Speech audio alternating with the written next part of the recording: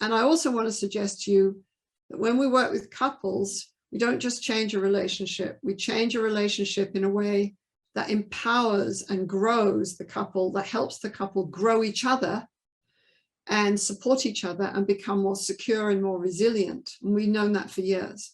So when you have an individual in the room, you're using the same skills, the same way of seeing, way of being with somebody, intervening. You're using the same skills. And I want you to think about the fact that you do not have an individual in the room. In fact, from attachment science point of view, you are seeing one person, but standing behind them is this cast of characters. They're attachment figures, where these dramas where they have defined who they are and how dangerous the world is. And these figures are all standing behind them. So, you know, I invite you to think about yourself. I invite you, and maybe I'll just give you an example of me.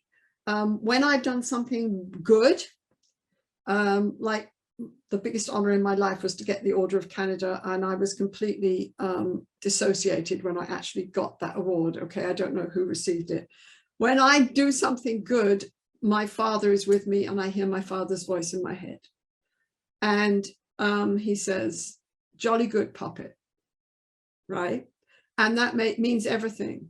And when I'm having a bad time, my mother's right there.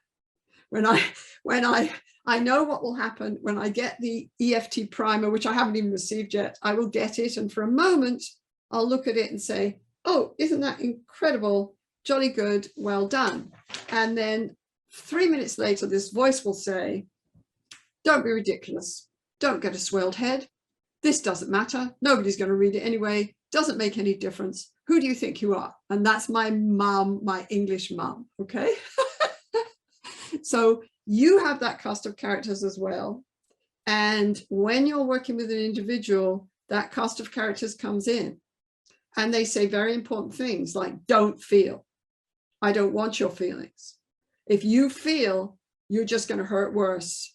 And I'm going to turn away from you. You're going to be even more alone." They say they give you procedural maps when you're a kid. And unfortunately, some of us get stuck in those procedural maps. So individual, couple, or family, we're always working with, from an attachment point of view, and we're always working to change the process of experiencing as it flows. And we do that in the present.